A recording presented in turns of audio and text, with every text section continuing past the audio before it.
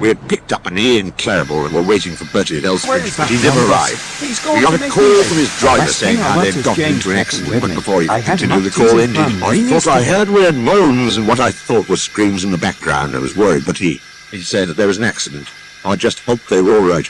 We just turned Thomas around at Farquhar for his return journey, and as we were waiting for the rest of our passengers to board, something caught my eye. And in the distance was a large group of people. This group, I tell you, how something was off. They were all making strange sounds and noises and working. I went to see what the problem was, but once he got further, he screamed in fear and began to run. However, those things got him first and pulled him into the horn and aboard him. That was when they began to pick up the pace, and the passengers boarded faster than I'd ever seen before. The remaining workmen banged, and the doors began to be let inside when those things made it to the platform and attacked them. It was an awful sight.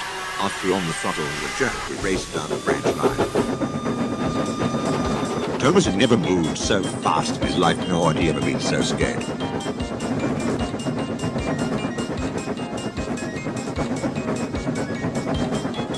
Oh, we were running with so dizziness.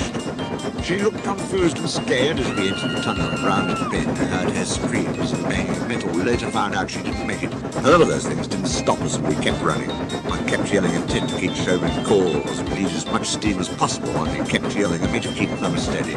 It was a massive cost of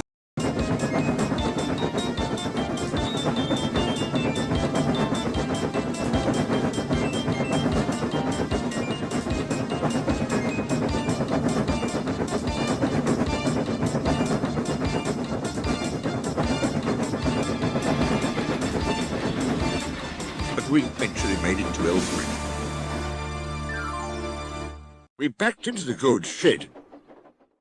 I was sweating my ass off. No one knew what the hell was going on, and Thomas was scared beyond belief. He was panicking. So we had to keep going to get as far away as possible. What wasn't going to be possible, though. Real low and coal, thankfully, there was a Tidmouth Harbour Company truck filled with coal, so that solved one of our problems. It took a while as we had to refill his bucket by hand, but as long as we'd call what it would be.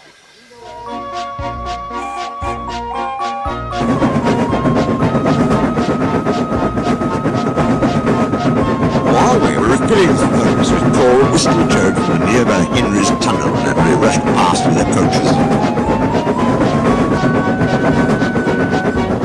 First two we saw, Phil was scared and worried people, while the third was a different story and shook and rattled. I thought I heard muffled screams from within, but I couldn't tell as blue caught at the windows from within.